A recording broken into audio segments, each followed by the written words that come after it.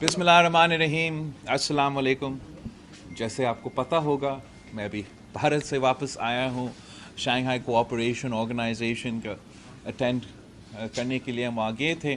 جہاں تک یہ ہمارا مقصد تھا کہ پاکستان کا جو موقف ہے, پاکستان کا جو پوزیشن ہے, وہ ہم جو مقدمہ ہے وہ دنیا کے سامنے یا ممبر اسٹیٹس کے سامنے رکھے. اس لحاظ سے میرے خیال میں ہمارا دورہ کافی کامیاب تھا. جہاں تک بائیلیٹرل ایشوز ہے, جہاں تک کشمیر کے ایشوز ہیں, ان پہ تو ہمارا موقف, اصولی موقف میں کوئی تبدیلی نہیں آیا. مگر ملٹی لیٹرلی ایس سی او کا فارمیٹ کے لحاظ سے میرے خیال میں پاکستان کی پرسپیکٹو سے کافی کامیاب ہی رہا ہے. اور جبکہ ہم پہ پابندی ہے کہ ہم ایک دوسرے کے جو بائیلیٹرل ایشوز ہیں یا اختلافات ہیں ان کو نہیں اٹھا سکتے ہیں اس طریقے سے, مگر ڈپلومیٹکلی اور اس دائرہ میں رہ کے ہم نے ہر وہ پوائنٹ اس طریقے سے نہیں اٹھایا, مگر ساتھ ساتھ اٹھایا بھی صحیح جو ہم نے سمجھا ضروری ہے. مثلاً جہاں تک یونیلیٹرل ایکشن جو انٹرنیشنل لاء کو وائلیٹ کرتا ہے, United nations security council resolutions کو وائلیٹ کرتا ہے, اس کا ہم نے مذمت کیا.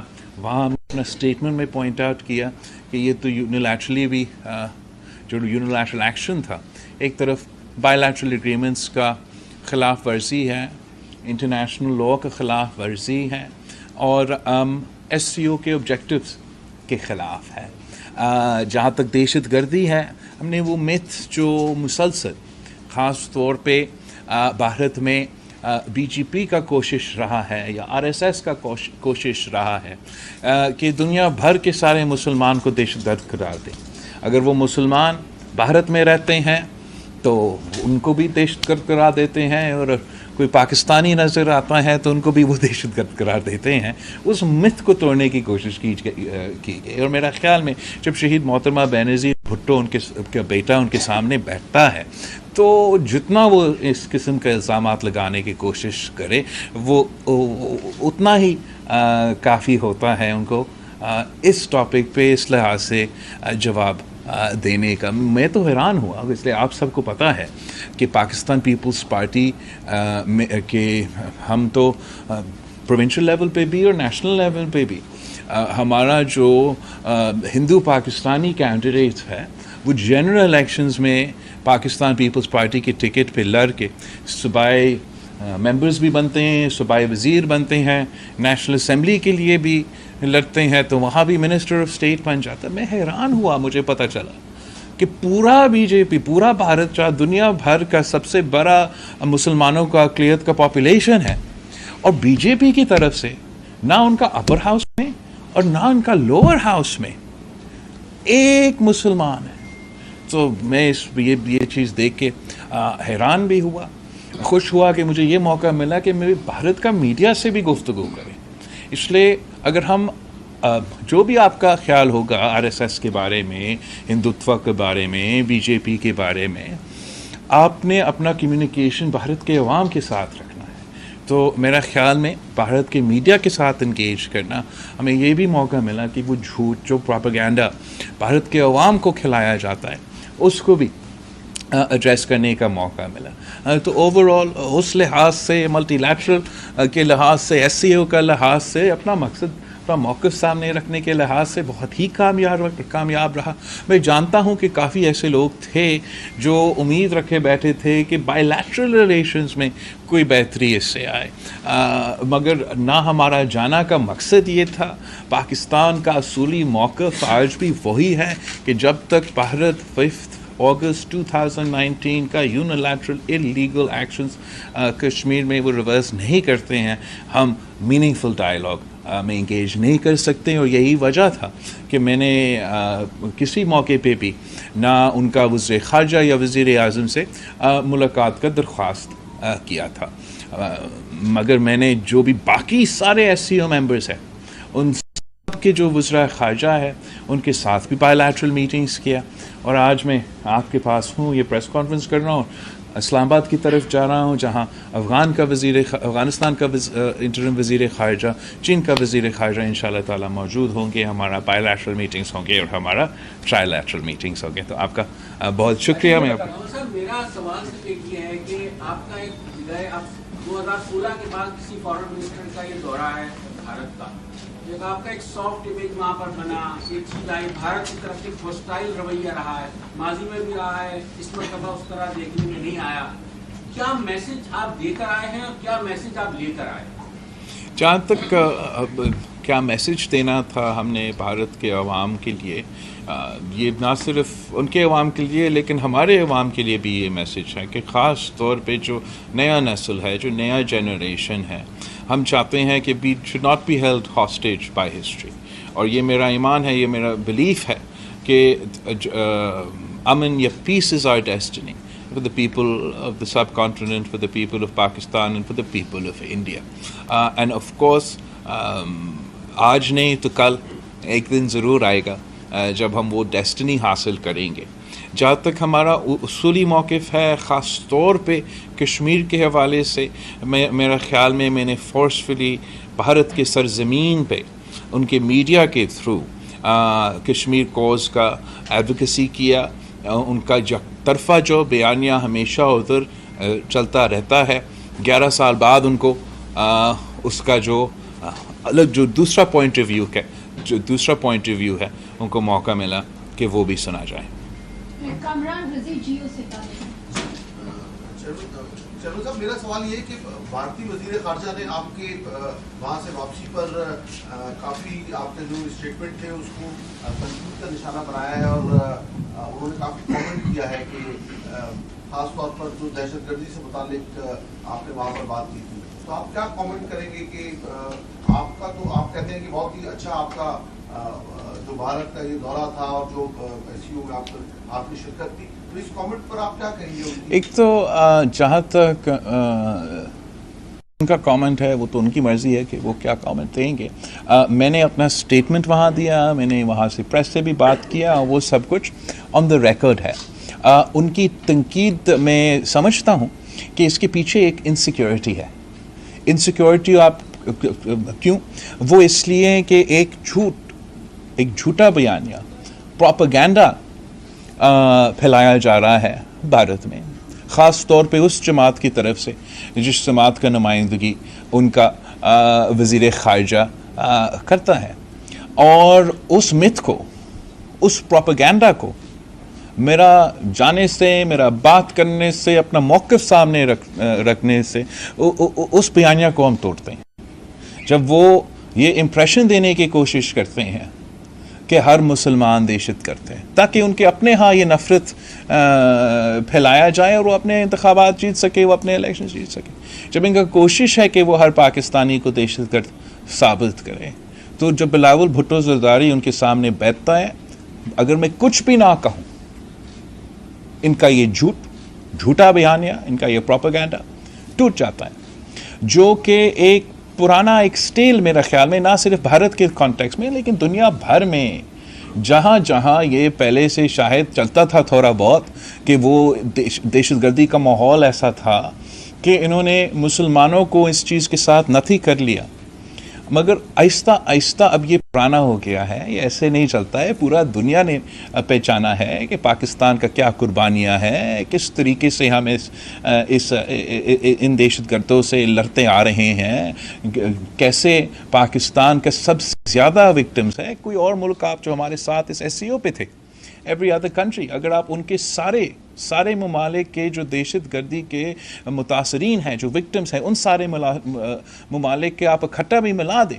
تب بھی پاکستان کے وکٹمز ان سے زیادہ ہیں. جو دوسرا جھوٹ وہ پلانے کی کوشش کر رہے ہیں کہ کوئی United nation security council resolution کا کوئی اہمیت نہیں ہے، انٹرنیشنل لا کا کوئی اہمیت نہیں ہے، بائی لیٹرل اگریمنٹس کا کوئی اہمیت نہیں ہے. اور اگر وہ ایک دن اٹھ کے فیصلہ کر دے کہ وہ اپنا ہی کسی کاغذ پہ ایسے کشمیر پہ ایک سرکل مار کے کہہ دے کہ یہ ہمارا ہے، کو بات ختم. تو یہ چپتا ہے، یہ چپکا ان سے، یہ تپتے ہیں اس بات پہ کہ نہ پاکستان کے عوام بولتے ہیں، نہ کشمیر کے عوام بولتے ہیں، اور ان کا ناجائز اللیگل یونیلیٹرل ایکشن کی وجہ سے کشمیر کوز کو، کشمیریوں کو ایک نیا جان ملا ہے. تو یہ دونوں ایشوز کی وجہ سے، ایک تو دہشت گردی اور دوسرا کشمیر کے حوالے سے، اس لیے کہ پاکستان کا نمائندہ ان پہ بات کرتے ہیں، ان کے پروپیگنڈا کو، ان کا یک طرفہ جو ایک میسج ہے اس کو کاؤنٹر کرتے ہیں، تو پھر اس لیے شاید آپ کو بھارت کا وزیر خارجہ اتنا جذباتی لگ رہا تھا اپنا پریس کانفرنس میں۔ ارباب چانڈیو صاحب سنو سے۔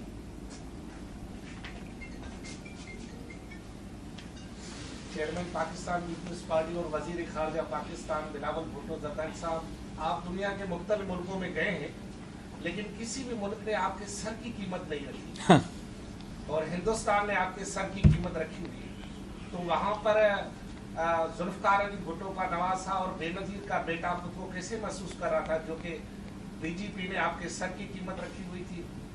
یہی جو حرکت ہے کہ آپ سمجھتے ہو کہ سیاسی جماعتوں جو ہیں جو سر کی قیمت لگاتے ہیں، کیا وہ دہشت گرد تنظیم ہوتے ہیں یا سیاسی جماعتیں ہوتے ہیں؟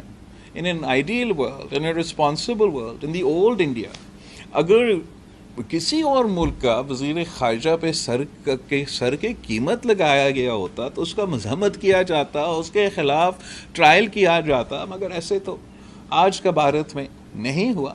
مگر جیسے آپ جانتے ہیں، چاہے وہ ہمارے ہاں دہشت گردوں کے دھمکیاں ہوں یا اس قسم کے بھارت میں جس طریقے سے ہمارا سر پہ ایک قیمت لگایا گیا، ہم اپنے موقف سے پیچھے نہیں ہٹتے، اپنے نظریہ سے پیچھے نہیں ہٹتے، اپنے اصولوں سے پیچھے نہیں ہٹتے۔ ان کے کسی احتجاج کی وجہ سے یا کسی بھارت کا وزیر خارجہ کے پریس کانفرنس کی وجہ سے ہم ڈر کے مارے ٹرپ کینسل کر لیں، پاکستان سے کو یہ موقع ہی نہیں فراہم کرے کہ ہم اپنا مقدمہ بھارت میں جا کے، بھارت کے جو سرزمین ہے وہاں سے ہم پاکستان کا مقدمہ لڑے، تو میرا خیال میں وہ بہتر ہے۔ جتنے پلیٹ فارم سے ہم پیچھے ہٹیں گے تو ہم کلین چٹ دے رہے ہیں کہ ہمارے مخالف پاکستان کو ڈیفائن کریں۔ میں سمجھتا ہوں کہ پاکستان کو اپنے آپ کو ڈیفائن کرنا چاہیے۔ سنجے ساتوانی صاحب، ایئر وائی۔ سر، آپ آج وہاں دورہ کر کے آئے، اس کے بعد سی پیک جو آپ کا منصوبہ ہے، بھارت کو بڑا اس میں تکلیف ہے اور اس کے وزیر خارجہ کہتے ہیں کہ چین سی پیک کے ذریعے انڈیا کی سالمیت اور خود مختاری پر بار بار اس کی خلاف ورزی کر رہا ہے، اس پر آپ کا خیال؟ میرا خیال میں اگر وہ ہر جو ممبر ہے نا ایس سی او کا، ازبیکستان، قزاقستان، کرگستان، تاجکستان، روس، بھارت، چائنا اور پاکستان، ان میں سے ہر ملک -1 are looking forward to CPEC. Every single country that I talk to amongst other than India at the SCO are keen to become part of CPEC. They know that it is the fastest route to the warm waters for them, for their trade. یہ پورا regional integration کی مقصد اگر چلتا ہے تو صرف تب چلتا ہے جب سی پیک چلتا ہے، ورنہ سب کے لیے مشکلات ہیں۔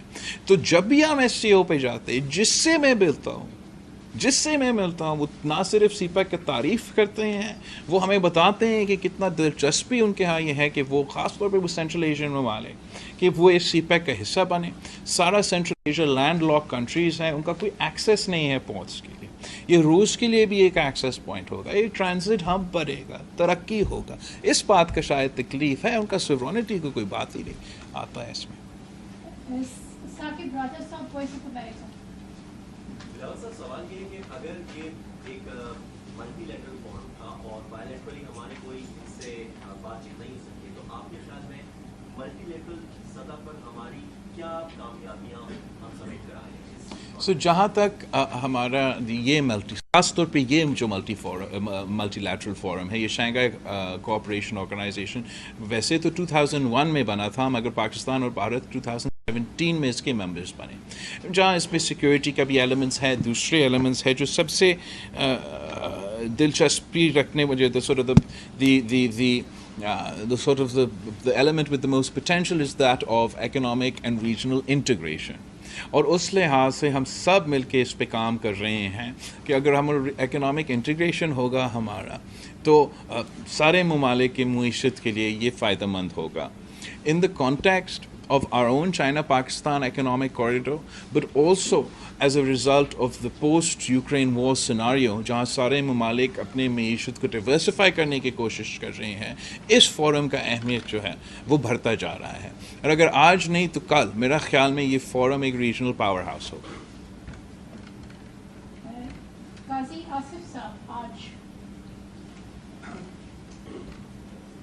अभी आपने बताया कि आप बायोलैटरल इश्यूज के बाद तो नहीं हो जाती, लेकिन अभी आपने ये कंडीशन भी रखी है कि जब तक कश्मीर के हवाले से उनकी कानून साजी जो है वो वापस नहीं लेंगे तब तक इंडिया से बातचीत मुमकिन नहीं है.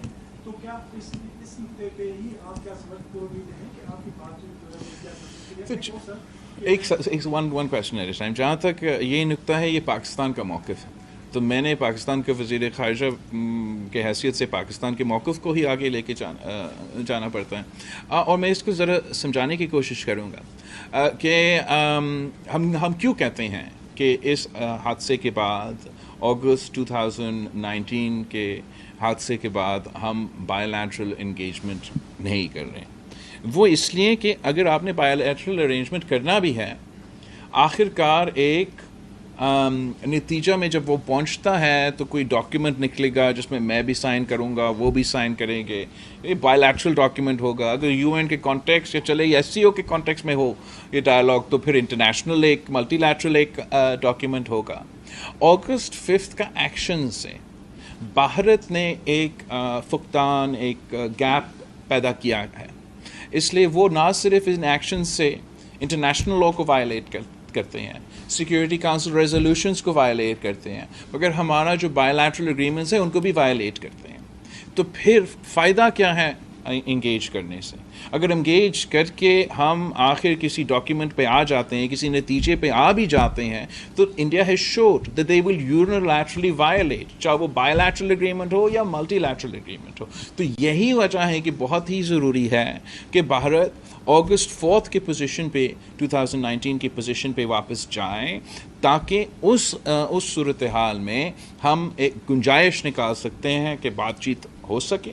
और मैं समझता हूँ कि बातचीत ही, डायलॉग ही वो तरीका है कि हम अपने जो सारे मसाइल हैं उनके हल निकाल सकते हैं.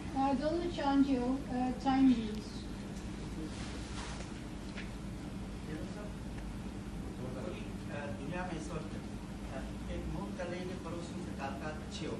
सऊदी अरब ईरान से ताल्लुकात अच्छे कर रहा है, मुस्लिम ममालिक कर रहे हैं, बहुत सारे अरब दुनिया कर रहे हैं. मैं तवक्कुल थी कि आप जा रहे हैं, जिस तरह भुट्टो साहब के ज़माने में गया था, इधर मिली थी और इस तरह के ताल्लुकात अच्छे हुए थे, और जिस तरह का इस आपकी विजिट के बाद मौक़िफ़ सामने आया, लेकिन उनके फॉरेन मिनिस्टर का जो मौक़िफ़ था कि आप एक दहशतगर्द उनकी फैक्ट्री के तर्जुमान हैं, और न वो आपसे मिले, न आपने खुद फरमाया कि हम उनसे मिले. तो इस खिते के अवाम क्या बात करीब में कोई अच्छे ताल्लुकात? देखो, मैं समझता हूँ कि इस खिते के अवाम, जो भी सियासतदान करते हैं, कहते हैं या चाहते हैं, इस खिते के अवाम हमारा बॉर्डर के दो तरफ तो अमन ही चाहते हैं, और हम हमेशा कोशिश होंगे कि हम उसी अमन की तरफ बढ़ते रहें. इस ट्रिप का कॉन्टेक्स्ट कोई बायलैटरल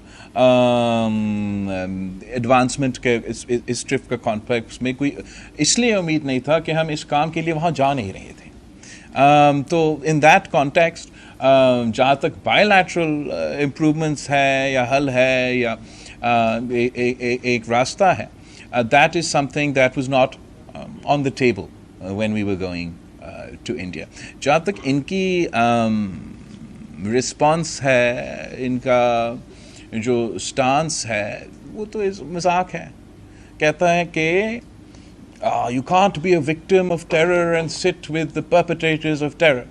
आप मुझे बताएं तोरो चांजो साहब, आप मुझे जानते हो, इस मुल्क मुझे जानता है, मैंने क्या एक दफ़ा अपना सियासी पूरी तारीख़ में एक दिन के लिए एक्सीडेंटली भी किसी दहशतगर्द के साथ बैठा हूँ ना? मैं क्या करूँ अगर उनमें इतना नफ़रत उरूज पे पहुँच चुका है कि वो सारे मुसलमान को दहशतगर्द कराना चाहते हैं, यहाँ तक कि वो बिलावल भुट्टो ज़रदारी को भी दहशतगर्द कराना चाहते हैं. उनको ये नहीं नज़र आता कि हम अपने मुल्क में भी दहशतगर्दों के मुकाबले में, दहशतगर्दों के अपीज़मेंट के ख़िलाफ़ जो मुहिम होते हैं उसमें सफ़ अव्वल का किरदार अदा करते हैं. हम इसलिए कि हम ख़ुद متاثر ہوئے ہیں, وکٹمز ہیں دہشت گردی کے. تو ہم اگر پاکستانی کوئی دہشت گردی کی واقعہ میں شہید ہو یا کوئی نقصان ہو تو ان کے لیے بھی ہم ایمپتھائز کرتے ہیں. اگر بھارت میں کوئی بھارت کا شہری بھی دہشت گردی کا شکار ہو جائے تو میں ان کے لیے بھی درد ہوتا ہے. میں چاہتا ہوں کہ نہ کوئی پاکستانی, نہ کوئی بھارت کا شہری, نہ کوئی شہری دہشت گردی کا شکار ہو. مگر افسوس کے ساتھ کہ جب تک ہم اس ایشو کو پولیٹیسائز کریں گے, جب تک ہم اس ایشو کو جیو پالیٹکس کا جو کھیل کھیلا جا رہا ہے دنیا میں, اس ریجن میں, اس کا حصہ بنیں گے, تو افسوس کے ساتھ ہمارے شہری دوسرے ممالک کے شہری مرتے رہیں گے. ہمیں اکراس ایک bipartisan, not hyper partisan polarize جو ہمارا اس دور کا سort of سلسلہ ہے, مگر bipartisan approach across the geopolitical divide دہشت گردی کے لیے رکھنا پڑے گا. ہم سب کو ایک ہو کے اس کا مقابلہ کرنا پڑے گا. اگر ہم ڈیوائڈیڈ رہیں گے تو اس کا شکار ہوتے رہیں گے. میرا سوال بلاول صاحب ہو چکا ہے, یہی سوال تھا کہ جو انڈیا سے اسٹیٹمنٹس آئی ہیں, خاص طور پہ آپ کا جو یہ وزٹ رہا اور اس میں جو آپ باقاعدہ جو ورڈ یوز کیا گیا ٹیررزم کا, کہ ٹیررزم اسٹیٹ کے اسپوکس پرسن جو تھے وہ یہاں پر آئے تھے. تو سر اب یہ معاملات آپ نے اس چیز کی ایک لائن تو کلیئر کر دی ہے کہ انڈیا سے آپ کے اس وقت تک پاکستان کی بات چیت نہیں ہو سکتی جب تک 4 اگست والی جو لائن ہے وہ ہمارا پالیسی ہے. یہ آپ نے یہ بات بیان دے دی ہے. تو سر اب یہ اسی طریقے سے چلتا رہے گا, پھر امن کی جو باتیں ہوتی ہیں دیگر اسٹیٹس یونائٹیڈ نیشن پہ بھی اس طرح کی بات ہوئی, دیگر ممالک میں بھی, چائنا بھی اس پہ بات کرے, تو اب اس میں آگے پوزیشن کیا ہوگی؟ میرے خیال میں آگے اس کا حل نکلے گا. ایسا ہم ہمیشہ اس اسٹیٹ میں نہیں رہیں گے, لیکن آپ بھی مانیں گے کہ میرے لیے مشکل ہوگا, میرا اپنا فورن آفس کو کنونس کرنے مشکل ہوگا کہ میں ان کو کہوں آپ جا کے کسی مالک کے ساتھ آپ بات چیت کریں, جب انہوں نے دکھایا ہے اپنے ایکشنز کے تھرو کہ وہ کسی بائی لیٹرل اگریمنٹ کا حصہ کی رسپیکٹ نہیں کرتے, انٹرنیشنل لا کو رسپیکٹ نہیں کرتے, United nation security council resolution کو رسپیکٹ نہیں کرتے. تو اس صورتحال میں the onus is on India to create an environment conducive to talks. ایسا تو نہیں ہے کہ دہشت گردی شروع ہوا 2019 میں. پاکستان, بھارت بھی دہشت گردی کے شکار کافی دیر سے ہوتے آ رہے ہیں, اور ان دہشت گردوں کے حملے کے باوجود بات چیت بھی ہوا ہے. اب ہم دونوں نے یہ فیصلہ کرنا ہے کہ کیا ہم ان دہشت گردوں کو, ان انتہا پسندوں کو, ان نان اسٹیٹ ایکٹرز کو پاکستان اور بھارت کے عوام کی قسمت کے فیصلے کرنے دیں گے, یا ہم خود اپنا مستقبل کا راستہ طے کریں گے. میرا خیال میں اگر it was up to the people of Pakistan and the people of India, they would be working towards peace. Last question, Akram Baloch, Capital. سر میرا سوال یہ ہے کہ جس طرح انڈیا نے ایک متنازع علاقے پر قبضہ کر کے اگست 19 میں اور ایک لکیر کھینچ دیا تھا بھارت اور پاکستان کے درمیان تعلقات کو, اور پھر اس کے بعد آپ کا بھی موقف وہی ہے کہ جب تک انڈیا بیک نہیں ہوگا انڈیا سے بات چیت نہیں ہوگی.